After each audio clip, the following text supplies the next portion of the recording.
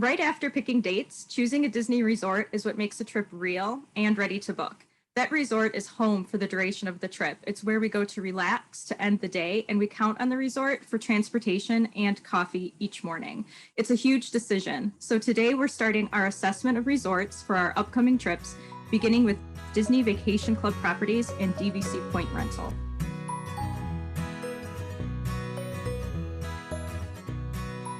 Welcome to Always Planning Disney, where planning is half the fun.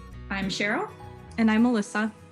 And on this channel, we talk through all of the details that go into making our trips magical. So when we were talking this past week, I noticed that you were running numbers for December of next year. Yep. So is that going to be the date now? I think so. We had a moment. We had a serious conversation, my husband and I did. And I think we're feeling pretty solid about December 2022, not Christmas, because Christmas is too busy, but earlier in the month. It would be really nice if we could get another trip in before kindergarten, before the school calendar, all of that. But I think it's going to be smarter to save up for a little bit longer so that we can really have the trip that we want. So I think that's where we've landed. I reserve the right to change my mind again. And we are still planning on going a couple months after you, probably February 2023. Still feel okay about that. I like how our planning process is like fairly lined up. Like we're going to be pretty close together. That's kind of fun. Yeah. All right. So today we're thinking about resorts. And so what are some of the factors that go into that decision for you for this next trip? What are your most important priorities? After we talked last time and looked at where we stayed on our previous trip, I realized that cost is still an important factor for us. We are looking to upgrade, but we don't want to blow too much budget on the resort alone, because even though we decided we need more rest time built in, more downtime at that resort, we still are pretty good at being at the park all day. We don't have a kid who has to come back and nap. We have no problem closing out a park every single night, but we do want to upgrade that resort experience a little bit because we do need some downtime. And so we're looking for a place that has activities that will be interesting to all of us. We're looking for a pool that has a good little kid pool that's sort of calm, and then also a water slide or some sort of interesting pool feature for my daughter. She's older and into that. And we also want we want to be close to a park. If we could be walking distance to one, that would be excellent, because when you close the park like we do, the line for the bus can be really long. And so we would rather just have a 10-minute walk back to our room than stand in line for a bus. We also like multiple modes of transportation, just because it's fun to have that variety of a Skyliner or a ferry or the monorail. And like we talked about last time, I have no theming preference because I trust Disney fully to do their thing. So we're really just looking for proximity, transportation, and something to do at the resort. What are the factors you're looking at? I think we have a lot of similar considerations. So price is always a factor for us. And for this next trip, our whole group really agrees that we'd like to stay as long as we can over having perhaps our absolute number one choice of resort. So we want length of stay, which means that we need a decent price. I have only had bus transportation from my resorts ever in my entire time going to Disney. So that's where I really want to upgrade this trip. Is I want more transportation options. Ideally, we would be able to walk, because I got real grumpy waiting for buses at park close last trip. And so I'm at a point where I would love to be able to walk from some parks, but also for the ones where I can't walk back to the resort, maybe I just budget in some more money and we take home a ride share to get back, because I'm just over it waiting after a long day with a small child, and I'm tired too. I'm over it. So transportation is a really big deal for us next trip. The pool is going to be important too, both for my dad. We're planning on going with my folks again. And also I'm going to have a 5, almost 6-year-old next trip. So he wasn't super into the pool last trip, but I feel like that's really pool age to be getting into it. So we want to have a nice pool, something fun for 2 different generations of boys. And then we do like the idea of getting another 2-bedroom villa, just because it was so nice to have all that space last time with the size of our group. But we are also considering maybe we'll get 2 studios that's more of a regular hotel setup, because we aren't going to be going back for naps this trip. So we don't have to be able to shut off the bedroom like we really wanted to last time. And we could save a little bit of money, both with the cost of the room and also with, some of us really want the dining plan. Hopefully it comes back. Some of us are not so interested in the dining plan. So if we're staying in 2 different rooms, we can pull that off. So that's where we're landing this time. And neither of us really mentioned dining at the resort as a factor. Is that not something you're looking at, or? We're looking at it, but it's not the tippy top priority, just because we do most of our dining in the parks. So I don't need a ton of variety at the hotel, I guess. And we're most likely to take advantage of the quick service location at the hotel, as opposed to spending a lot of time doing sit down meals there.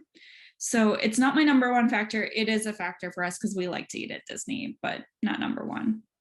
Yeah, I think I feel the same way. We'd kind of like to stay somewhere that has at least 2 options. Just if we are going to be spending more time there, maybe we would end up getting a meal. But yeah, we prefer dining in park or resort hopping, going to someone else's to eat there. Always fun. So maybe we could back up a little bit and talk about DVC point rental and how all of that works, because that's something that I only learned about really a few years ago when I started hearing about ways to save on Disney vacations. And it can be kind of confusing and overwhelming when you first get into it. So Disney Vacation Club is Disney's timeshare program. And the way it works is that owners buy points at a particular home resort, and then they can use those points each year. And if they aren't going to either use or bank their points, they can choose to rent them out and make some cash on them. And there are a number of different sites that facilitate that transaction and will take care of it for you if you don't know someone who you can rent from directly. So there's lots of options out there. And when you rent points from an owner, you're paying a cost per point that's going to reflect both a portion of the owner's initial investment and also their annual maintenance fees for those points. So they're paying an upfront cost to buy into the timeshare program, and then they're paying a cost for those points every year as well. Owners can book at their home resort, so one resort that they've selected as their home resort, at 11 months out. And then at other resorts on property, 7 months out. And so because of that home resort advantage, it can be a lot harder to book what you want at the 7-month window, because especially in busy seasons, things have really filled up right away at 11 months out with people who own at that resort. And then another thing to just consider with all of this is that discounts and free dining and those sorts of promotions aren't going to be a factor with DVC. So you're getting a discounted cost for your room just because of the way that the pricing works with DVC points, but you're not going to be watching for them to drop discounts and then apply those to your booking or something like that, because it's not in the same realm as a cash booking for your hotel room.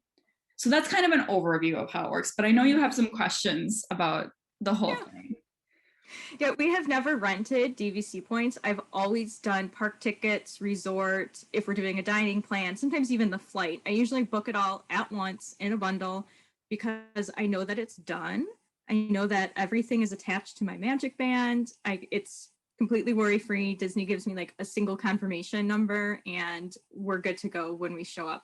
So piecing things together makes me a little bit nervous. Booking a resort 11 months and then waiting to get like a park ticket, and what if you're reserving park dates still, all of that, and getting it right and to match a pre-booked DVC date, stressful to me. So how do you pull that off without any worry or concern? I guess we weren't too worried about it, partially because the process starts so far in advance. So we rented through a family member. We did not rent through a site. So it was a little bit different, but she was able to connect the hotel booking to our My Disney Experience account. So it was showing up right there. She sent along the confirmation number so that we could double check that it was there.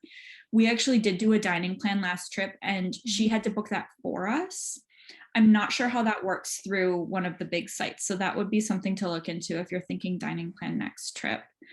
And then we purchased our park tickets from a third party vendor. And so there again, you get a confirmation number, you hook it up through My Disney Experience, and it all shows up there. So there, instead of just having one confirmation number, you're going to have multiple confirmation numbers. But aside from that, it was all pretty slick.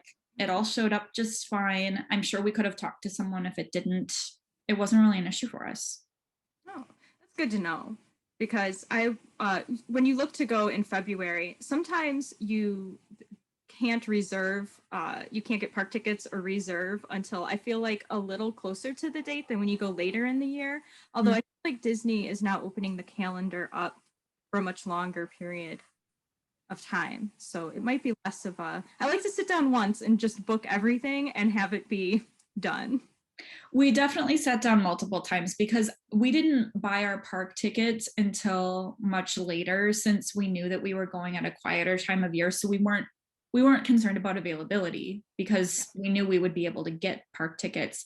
So we just made sure that we had those park tickets before the fast pass window opened up or something like that, because you need to have park tickets to book fast passes. Again, hopefully they come back. Mm-hmm. So I think we waited until then and it was all fine. So you recommend then looking for the room 11 months to get the home resort advantage, right? I would look at that 11 months out, especially if there's a specific resort that you really want to stay at, because you're going to be most likely to get that resort if you're booking with someone who owns at that resort. If you're less concerned about which resort you stay at and you're just looking to have the cost savings of staying at a DVC property, there are resorts like, I believe Saratoga Springs and Old Key West they're large resorts. They have a lot of availability. So unless you're going at the peak times of year, which both of us tend to avoid, I think you would be able to get in somewhere on points with a later booking. But if you really have your heart set on one property, then you gotta book ahead. Okay. That's good to know. That helps me differentiate that 11 and 7 month. And I don't know if I'm really hooked on any one resort yet. So we could talk about that. What resorts are you looking at? We have probably too many options that we're considering right now. So like I said, we want to be able to walk. So because of that, it would be nice to stay at an Epcot area resort, because then you can walk to both Epcot and Hollywood Studios. Being able to walk to two different parks is huge to me. So for DVC, that would mean Boardwalk or Beach Club. There's also, since we're talking about going in December when all of the holiday decorations are up, there's a pull for Wilderness Lodge. I don't think we'd be able to get in there because our family member does not own at Wilderness Lodge. And my understanding is that people tend to buy into DVC at Wilderness Lodge so that they can stay during the holidays. So I think it would be really hard for us to be able to book that at 7 months out. And then she does own at Animal Kingdom Lodge and at Saratoga Springs. So it would be really easy for us to book at either one of those because we could get them at 11 months out. And what we'll likely do is ask her to book us at one of those, or potentially even a split stay, just depending on how her points look. And then try to move the reservation at 7 months out if we decide that we want to shoot for a different resort. So that way we lock in our dates with one of them, and then she can move us to our preferred resort if we decide it's a different one. And then we have to have a wild card, right? So the Polynesian is our sort of high-end, probably too expensive wild card. But I did find when I was running some numbers that there's some scenarios where 2 studios at the Polynesian could potentially be less expensive than a 2-bedroom villa at some of the other resorts. So it's not entirely out of the realm of possibility, but it is higher end. So I'm looking at some of the same ones for similar reasons. I have Beach Club and Boardwalk on my list as well because of the proximity, the transportation. And when we were first looking at doing a DVC rental, Beach Club stood out because of the water park. And we're like, if we're looking to upgrade the pool, we might as well really upgrade the pool. But then I remembered the time of year that we go, you might not be guaranteed a really good pool day. And even though we always spend a partial day at the pool anyway, we have encountered times where maybe it's a little shady and that it's the temperature just under where you really want to spend a day at the pool. And if we are resting our decision on this amazing water park and we don't have the weather for it the day we're planning on being there, there isn't a lot else that would appeal to my kids. The other activities at Beach Club feel a bit more grown up. So it's still on our list. We're still going to consider it.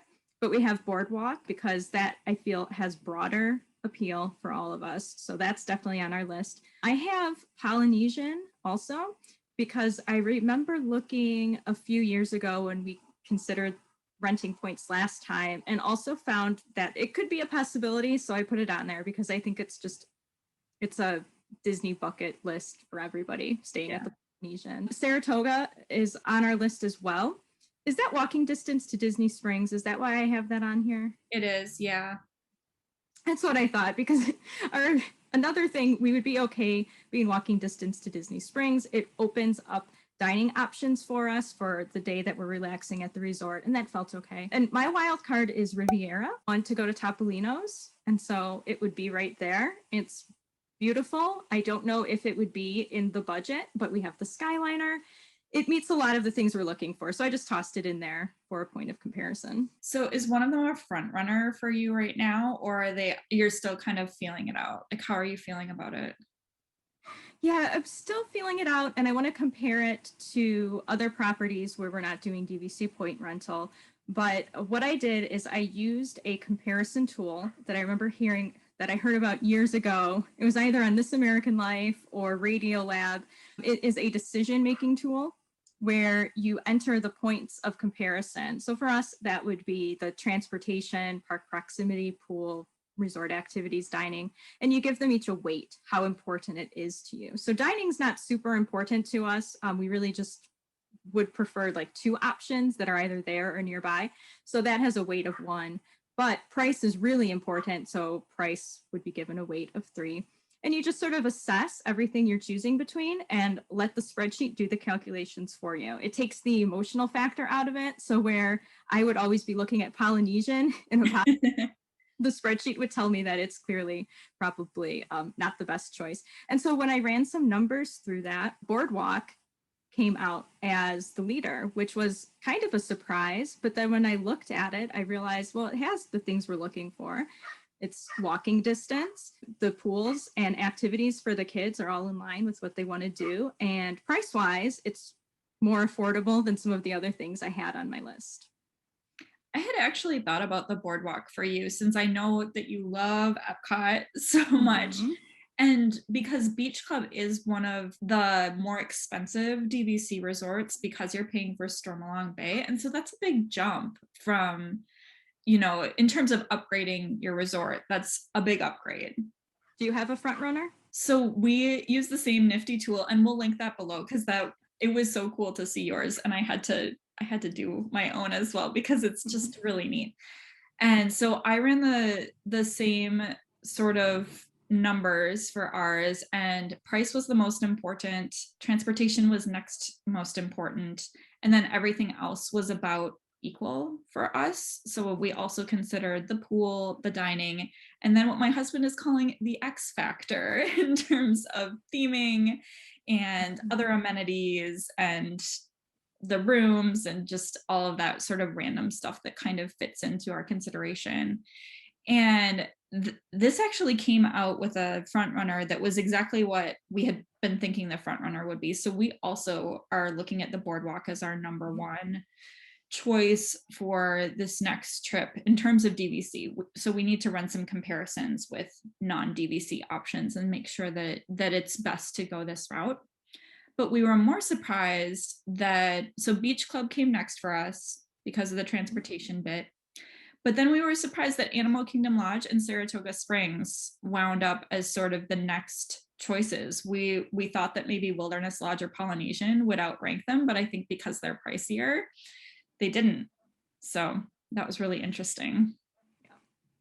Yep, I found the same thing. I think Polynesian was last on my list. Saratoga ended up being second in place. which wasn't so much of a surprise because it's always kind of felt like, yes, that's a decent option and it's a decent second option. I think we went in with that in mind.